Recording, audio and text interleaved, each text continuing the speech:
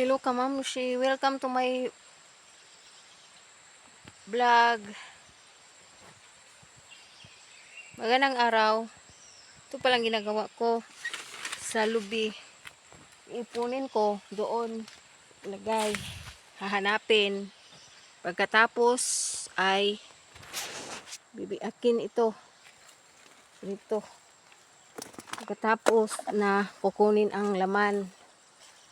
Ito guys, yung lubi, iniipon ko, hinahanap. Pang araw-araw na ginagawa namin para makaraos naman sa mga pangangailangan sa pang araw-araw na gastusin. Kasi ito talagang ginagawa namin dito sa probinsya. Magkukupra.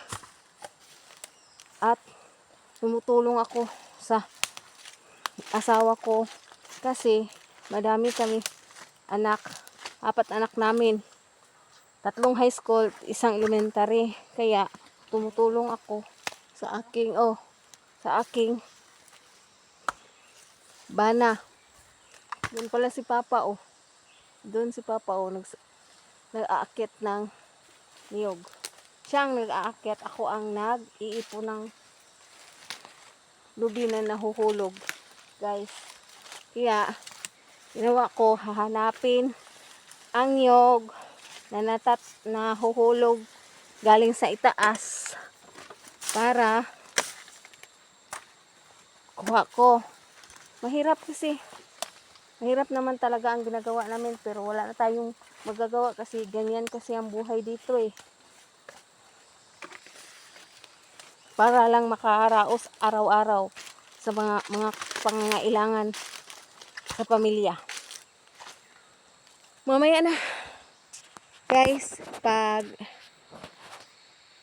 ano pa ang mga proseso na gagawin ko dito pagkatapos sa pag-iipon ng niyog, ipapakita ko sa inyo. Walang ginagawa guys. Babatakin ni Papa.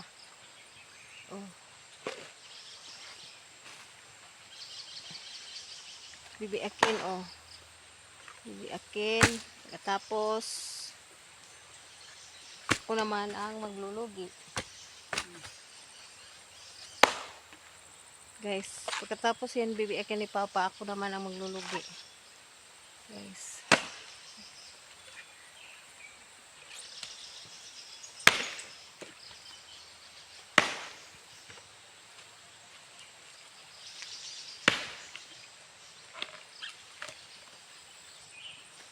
Wait lang.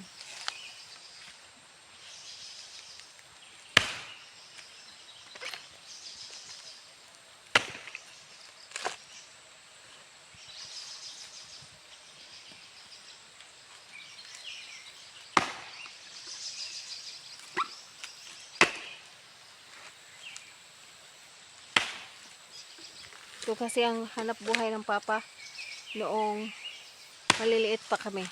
Palagi akong sasama sa kanila. Ako ang mag-iipon ng mga niyog at tutulong na naman ako kung paano ito kunin ang laman.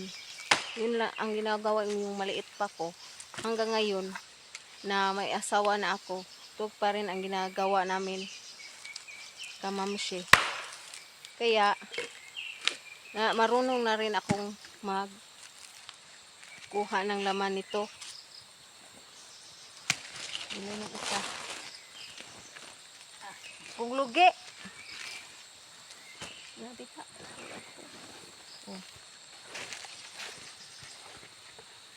Tingnan nyo, kamamsi, anong gagawin ko.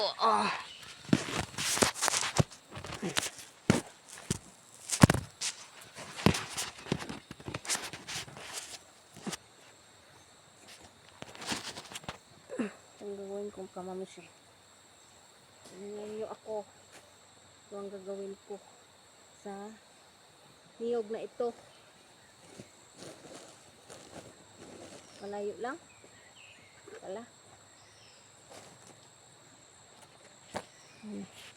Ano sir?